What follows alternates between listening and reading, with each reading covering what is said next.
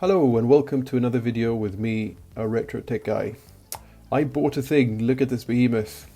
So this is a Macintosh IIsi with a gigantic Macintosh Portrait Display sitting on top of it. I picked up this setup locally the other day and I've been itching to take it for a spin. The seller turned it on for me, and although it does turn on, things are not all fine, as you will see. But as I understand, these Macintosh IIsi have notoriously faulty power supplies, so I guess any life out of this after 30 years is a bonus. The Macintosh Portrait Display there was launched in March 1989 for $1,099, which is the equivalent to over 2,500 US dollars today. It's a 15-inch vertical grayscale monitor showing a full page on a screen, which was radical at the time, of course. The dwarfed computer there, the Macintosh IIsi, was made between October 1990 and March 1993. It's essentially a cost-reduced version of the Macintosh IIci in a sleeker case, and it has a 68030 processor running at 20 MHz. Two things seem to set the IIsi apart from other Macintosh machines. It was the first Macintosh with a sound jack built in on the motherboard, and the only Macintosh model to use this case design. That is a shame, I think. I like the medium height and the curved front of it. Since it is essentially a cost-reduced IIci, the cloth crystal can be replaced with a 25 MHz one for a slightly increase in performance, but a large increase in video rendering speed. Maybe we'll try that in the future. I also got a bunch of great documentation, such as the install discs, and a general Macintosh handbook, as well as the Macintosh Portrait Display Owner's Guide, different languages, a Macintosh System 6 handbook, pretty thick, some original warranty papers, and stickers, yay! It also included actually this original Apple microphone, which is nice since the IIsi was the first Macintosh with built-in audio recording capabilities. So let's try to turn this thing on and take a closer look. There isn't actually any startup chime, which I guess could be the speaker, but yeah, there you see it's serious jail bars there on the screen when starting up, and in my experience with other computers, it's leaky caps on the motherboard that causes this. I had a Macintosh SE30 once that was terrible like this, and with a recap it looks very nice, but yeah, quite consistent lines throughout. And let's get this a full size document on the screen to display the capabilities of this machine. I mean, getting a A4 size paper on a screen like this back in '89 was obviously awesome. And yeah, still very readable, and can fit a lot of text on there. But yeah, I'm gonna have to take a closer look at the motherboard and deal with those leaky caps at some point. That will be a later video though. But yeah, and here we have it, the Macintosh IIsi.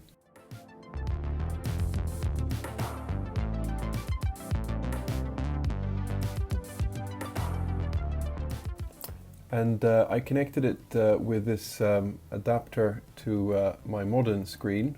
To get the IIsi to show on my modern Dell monitor, I had to set the dip switches on this adapter to 640 by 480 at 66 Hertz.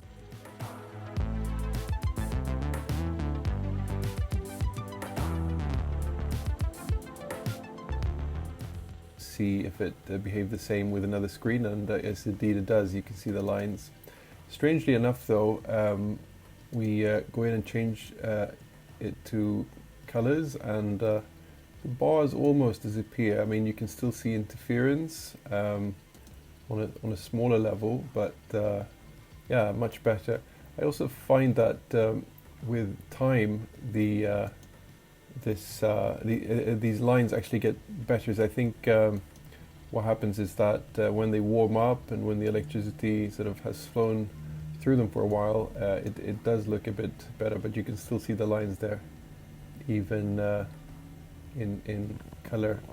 You can see that we have 5 megabytes of RAM installed on this machine. It looks pretty good in color actually after a while.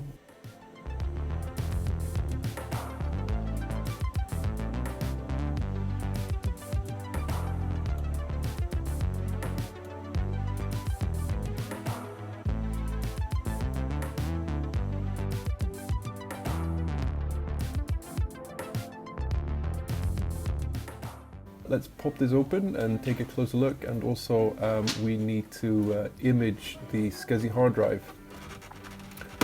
And yeah, there are just 2 clips there at the back. It clips off and lifts off the whole thing. It's quite toolless, this case actually. And I'm going to remove the SCSI cable, but I'm not actually going to remove the drive. I'm going to connect the drive straight to my XP computer for imaging the drive, and I'm going to let the IIsi actually power the drive, so I don't have to put external power to the drive, but the drive is powered there. So the motherboard still, as you can see, and then we'll connect the SCSI cable to the Windows XP machine.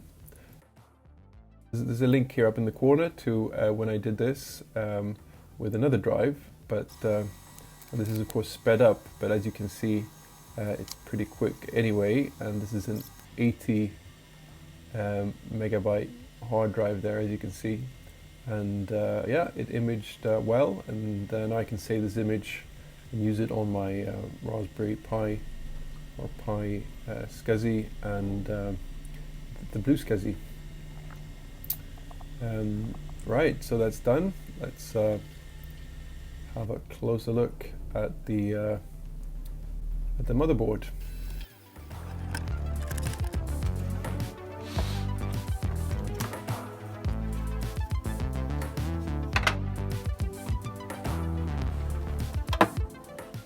The motherboard actually looks quite nice, in a decent state. There's not any visible damage really, but of course we need to take this battery out. We don't want it battery bombed, and yeah, the way to do it with these covers, I've broken these covers off before, the little tabs on the sides, but if you put something thin and sharp in between on the inside of these covers on the side, like so, and sorry about that, yeah, there you can see it like this, and press out, then it usually disconnects and you can lift it off.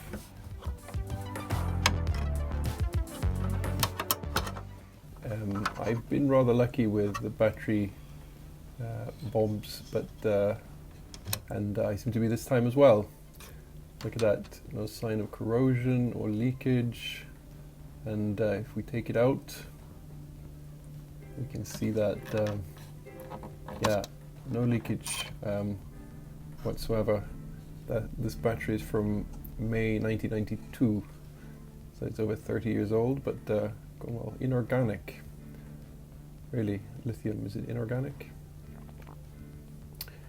Yeah, and the no previous leakage either from other batteries. Seems to be the original battery. It looks very good, and yeah, pleased about that. And let's put on this cover again so we don't lose it, and I'll be careful removing that as well the next time.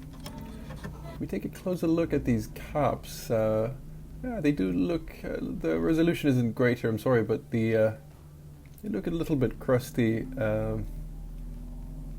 in the solder joints there, but yeah, not too bad actually. No enormous spill, but probably enough to cause those lines on the screen.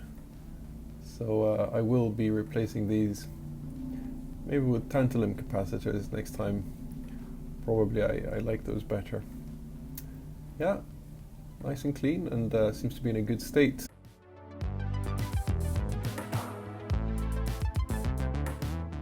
So this is the Macintosh Portrait Display then in action, and here with my PowerBook 160, and yeah, look, it looks very nice. It's very clear. There's no issue whatsoever apart from the lines then caused by the IIsi.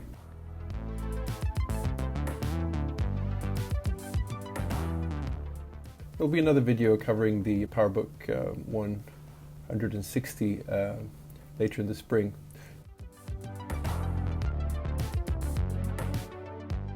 So around the back it looks like this. We have ADB ports here and this very obscure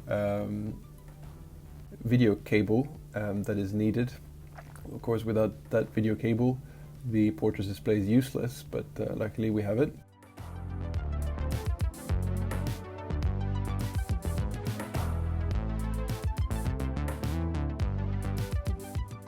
And opening this hatch, we see the controls for adjusting the screen, and as you can see there's a warning for electricity, and of course these controls are actually on a PCB, so you can't stick anything metal in there. And as you saw, the screen wasn't quite aligned sideways, so maybe we'll deal with that.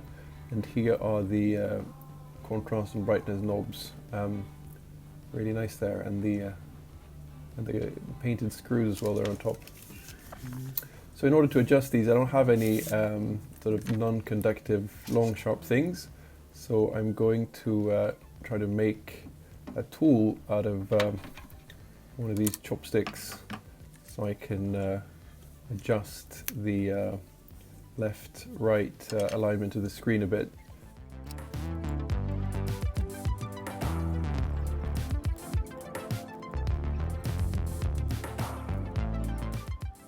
And yeah, I can't make it too thin because then it might snap inside, and we don't want that because I don't want to be opening this CRT. But this is how they look inside. You have that little groove there with an arrow, and yeah, this tool seems to work nicely. So I'll just have to hook the monitor up to my Quadros 700 this time, and you can see here that the screen needs a bit of adjusting, and there we go. And yeah, it's not perfect, but it is better than it was, and I think we can get it a bit aligned. It's like erase it a little bit as well with the other control, and that was too much. A little bit down. We need to see a black border, but not too much. There we go, yeah. I will do it. Right, and a final picture here of me reading the news on my new Macintosh Portrait Display for my Quadros 700. Do press that like button if you like this kind of thing, and subscribe for more retro videos coming your way in the near future. And thank you for watching. Bye.